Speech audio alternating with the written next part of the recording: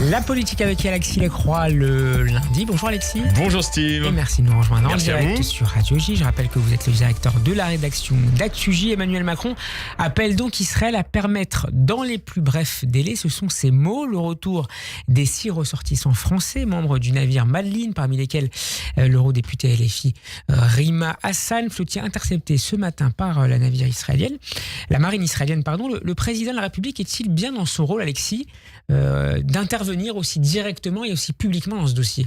Ce qui est gênant, si vous voulez, c'est d'abord la nature de la flottille. Rappelons-la, c'est un happening publicitaire et provocateur, organisé évidemment par la France Insoumise, notamment la députée Rima Hassan, vous venez de le rappeler Steve, mais sur fond d'une mise en accusation d'Israël qui n'est pas acceptable. Il y a des critiques politiques que l'on peut faire. Là, en revanche, on sait bien que ces gens-là, la caractéristique de ces gens-là, dans le pôle insoumis, c'est d'user et d'abuser du concept de génocide qui ne décrit pas adéquatement la situation de Gaza, même si on peut être critique naturellement de l'action du gouvernement israélien. Des voix se font entendre sans imputer à Israël un génocide. Donc ça, c'est le premier problème de fond, c'est que ce happening publicitaire s'inscrit dans le cadre d'une démonisation de l'État juif absolument insupportable. Premier point.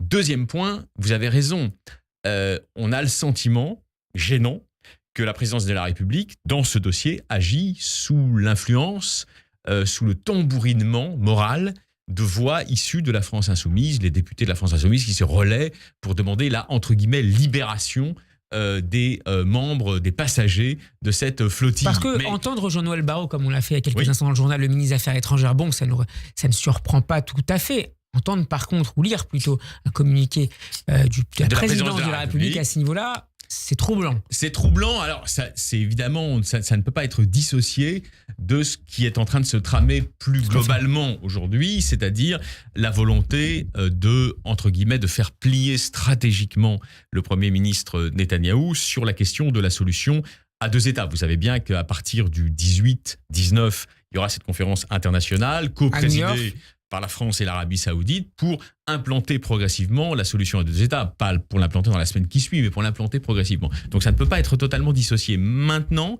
je pense, à titre personnel, vous voyez, puisque là on fait de l'éditorialisation, que la voix de la France, qui peut se plaider, il y a des voix en Israël qui plaident pour cette solution à 2 États et qui ne donnent pas tort au président Macron dans cette perspective de co-présider cette conférence. Mais la voix eût été plus forte s'il n'y avait pas cette compromission avec des gens véritablement infréquentables qui sont à bord de cette flottille et ceux qui les soutiennent derrière, j'allais dire sur les rangs de l'Assemblée nationale notamment, vous voyez, dans l'hémicycle, c'est insupportable parce que c'est avec un rassemblement par ailleurs prévu en fin de journée. Absolument, c'est pas une protestation contre la politique d'Israël, c'est une mise en accusation de l'État d'Israël comme État pratiquant un génocide, ce qui est formellement inexact. Voyez.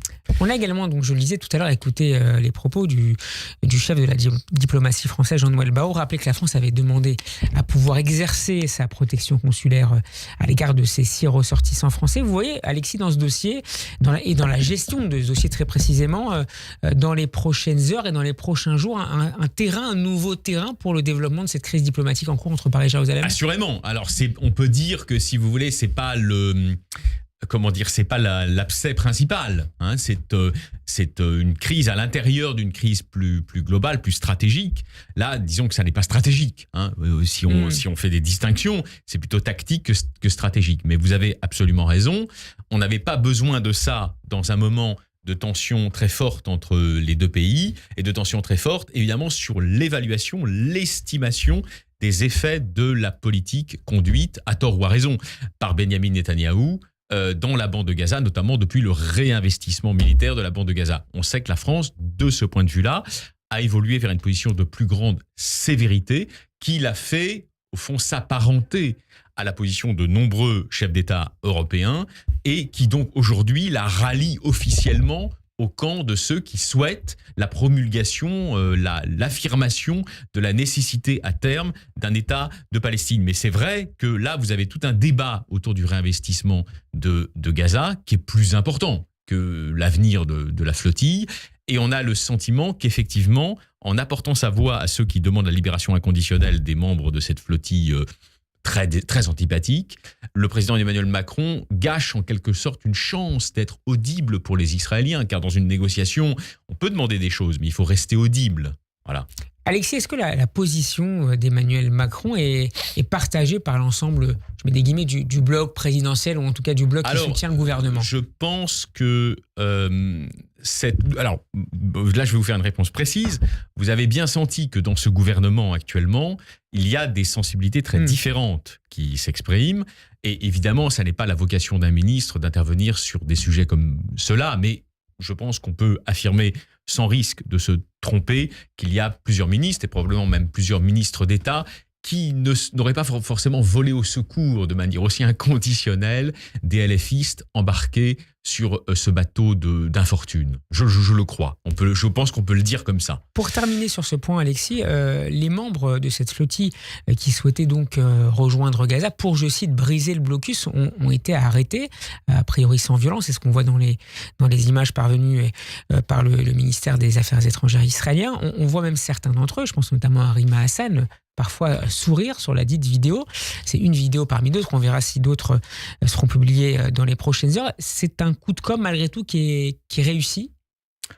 Alors, tout dépend de quel point de vue vous vous placez. Si vous placez du point de vue de la communication Instagram d'aujourd'hui, c'est-à-dire mélange de happening provocateur, avec des vidéos préenregistrées par les membres. De happening provocateur, de négation du réel, et de provocation systématisée, oui, je pense qu'ils sont très contents de leur coup, parce que l'important pour eux était de donner le sentiment qu'ils devenaient les victimes d'un État arbitraire. Donc à cette aune, effectivement, ils doivent être très contents de leur coup. Et il suffisait d'ailleurs, Alexis, de regarder la chaîne et le site de BFM TV ces dernières heures pour se rendre compte que ça fait effectivement la une de ces médias. Alors maintenant, sur le fond, il faudra voir les études d'opinion.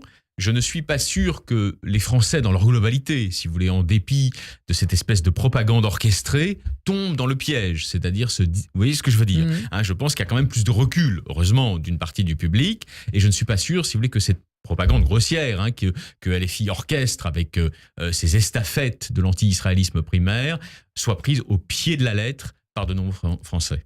Emmanuel Macron, Alexis, qui à l'occasion aujourd'hui de l'ouverture de la conférence des Nations Unies sur l'océan, qui s'est ouverte aujourd'hui donc à Nice, appelle à la mobilisation de la communauté internationale. Pourquoi, Alexis, cette question est-elle si décisive à la fois pour l'avenir de la planète, mais aussi pour l'ordre international? On parlera tout à l'heure d'Emmanuel Trump et de Donald Trump. Alors, pour deux raisons.